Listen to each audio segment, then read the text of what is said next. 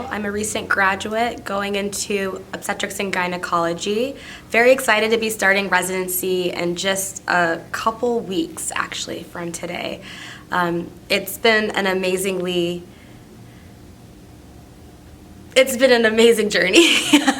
I wasn't really sure what word to even put in there because I think medical school oftentimes presents you with challenges. It presents you with triumphs. You know, it's a roller coaster experience because you're learning so much about yourself as a young adult. At the same time, you're learning so much about the human body, the human experience, how to take care of patients, their families.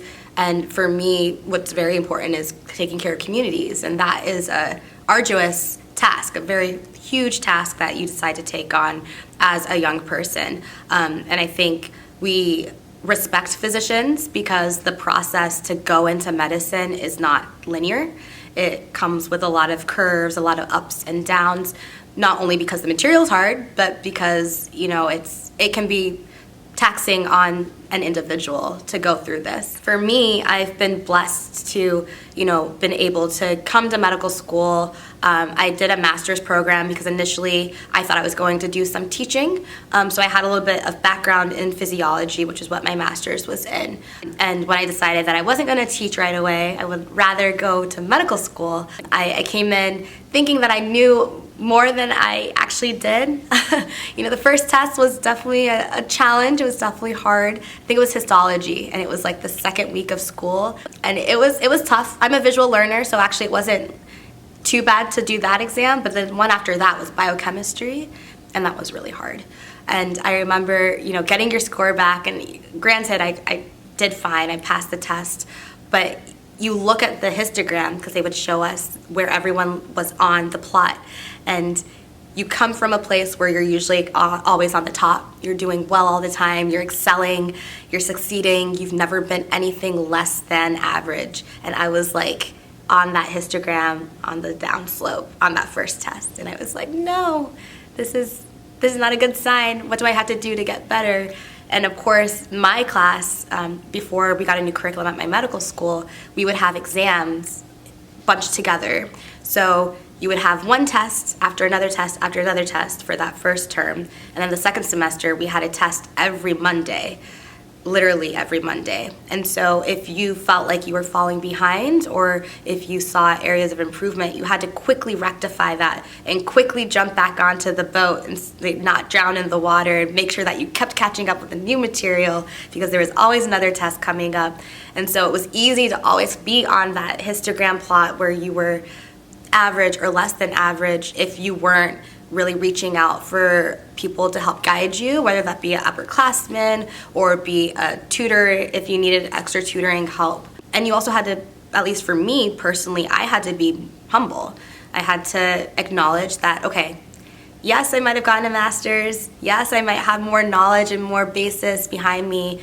But now I'm on the same playing ground as all my colleagues. And when things get tough, or if I don't know something, instead of sitting there and feeling ashamed or embarrassed, I actually need to tell someone, hey, I might need to be in anatomy lab just a little bit longer to understand where all these brachial plexus, where it goes to and how the innervation works, or what this muscle actually looks like and which one is anterior, which one is posterior, rather than just kind of keeping it within.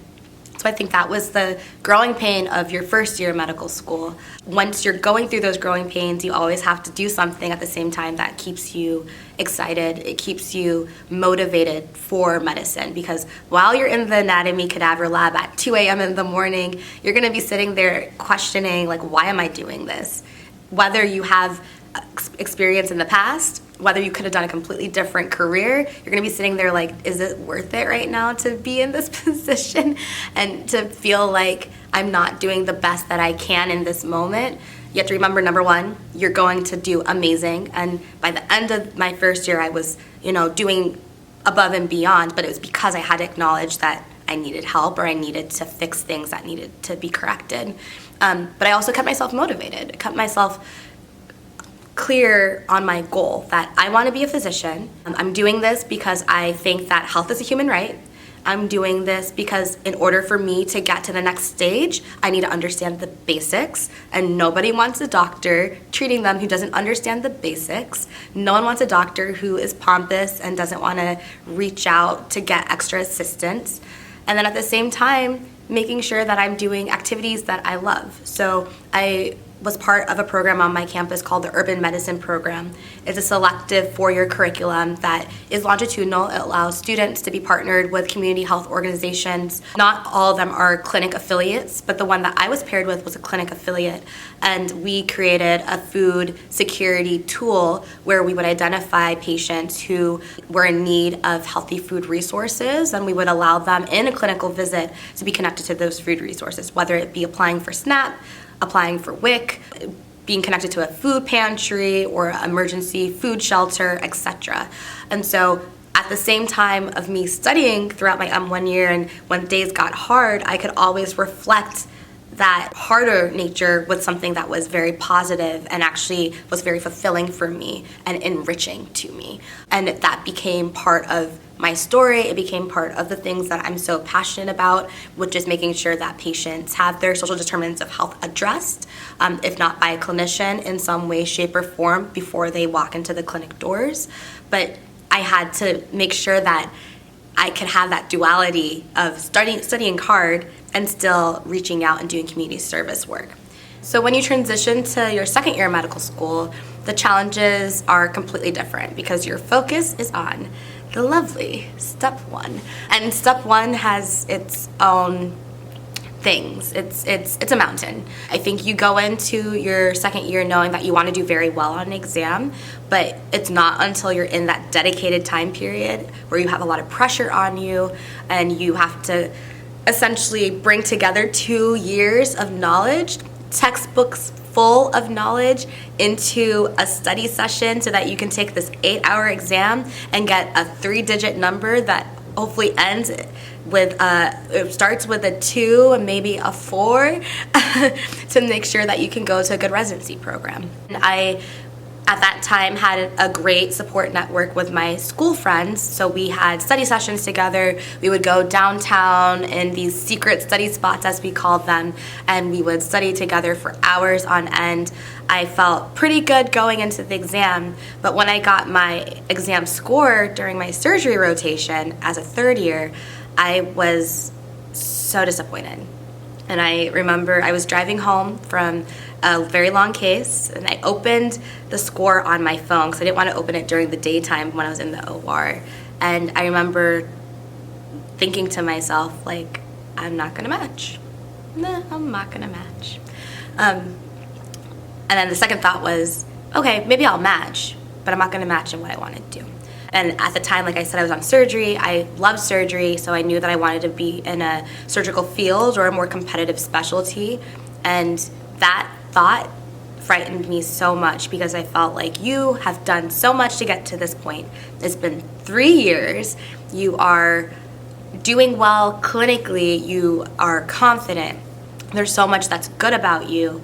But now there's this score that is really the first thing that someone can objectively look at and grade you on.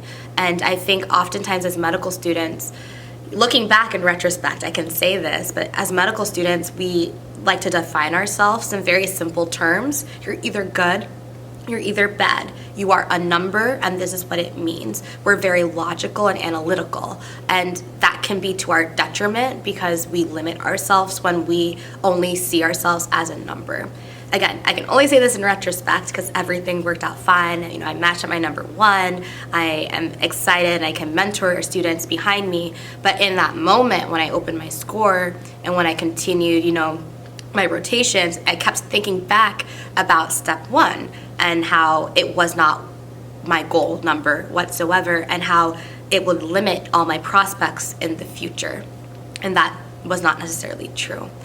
I think when you do your third year, despite the score at the end of your second year, which is step 1 score, you should go into third year acting as if you got a 270, you are top of your game, you know your patients, you come in early, you leave late unless the residents tell you to go home, you work on your notes, you ask for feedback, you make sure you put your best foot forward so that every time you walk out of that rotation, they're like, we loved working with this student, we loved working with this person. And at the end of the day, you forget that you're even a number, you forget that you were this score, because you are a well-rounded individual who patients will look at you, hold your hand, as has been done to me, and say, I can't wait till you're my physician. And you are so invigorated by those interactions that no matter what challenge is going through, what you're going through, or what roadblocks you're hitting, or what difficulties you're finding yourself in, you are renewed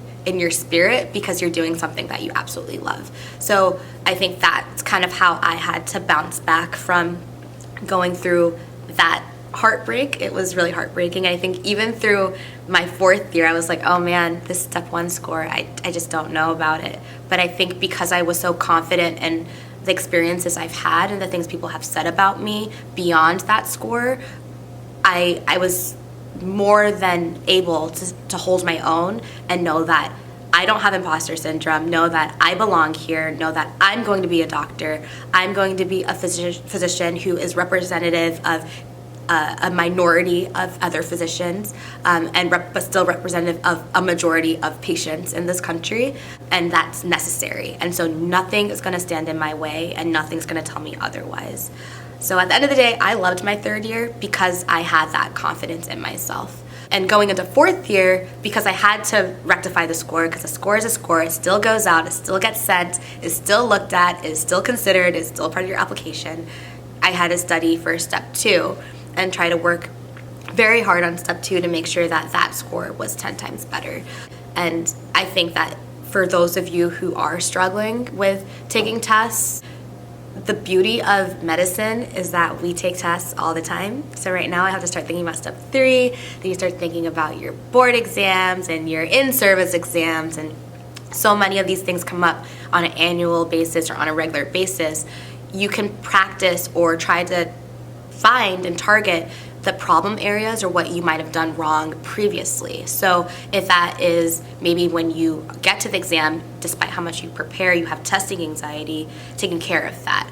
Or if that's maybe when you see an answer, you second guess yourself and change that answer, maybe you need to focus on that. So I had to kind of figure out what was the downfall for me in step 1 and correct that in step 2. And thankfully step 2 is a much more straightforward exam because you've been doing 3rd year and you've been studying it in and out. You have a face to patient and a name to that patient, and then you can kind of apply that for the questions, and you can be like, oh, Mr. Smith, I remember someone like this presented, Mr. Smith, on my internal medicine rotation, and that's what this question's asking about. I remember what we did. Yes, we got a non-contrast CT, like had CT for him, so I'm gonna do that, and that's the answer choice.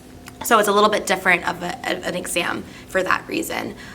So step 2 happened, and then I jumped into the 4th year, and 4th year can be a combination of fun and pure anxiety because now you're finally putting yourself out there as a future physician, and you're interviewing, you're applying, you are going on away rotations, and you have to constantly be performing, which can be very tiring.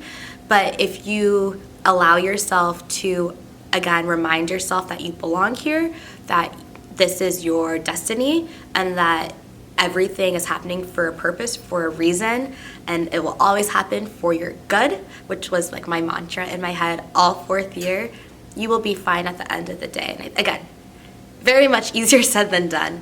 I think you still have to put in the work, you still have to work hard, you still have to learn a lot, but I think now you finally have the chance to showcase who you are in your 4th year because you're taking elective rotations or rotations that are just required to graduate, but you're applying for something and trying to describe and illustrate who you are.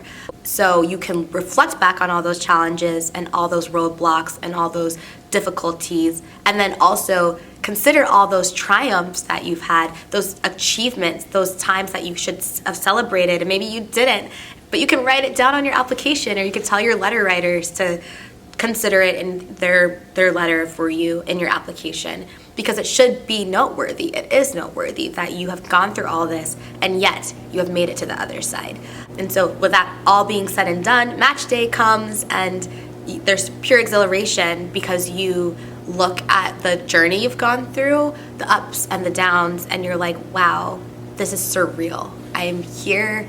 I am going into a field I love. For me, that's obstetrics and gynecology, where I could really be influencing the health of women, because I believe women are really caretakers of entire communities, and everyone is born from a woman. And so if a woman takes care of her health and her well-being, she can have a ripple effect on her children and the community, et cetera, et cetera. So for me, I have a whole story, and I'm so passionate that I can, and fortunate to be able to enter a field that is so integral to what I think is overall well-being and health for society. So that being said, yeah, medical school has been a journey.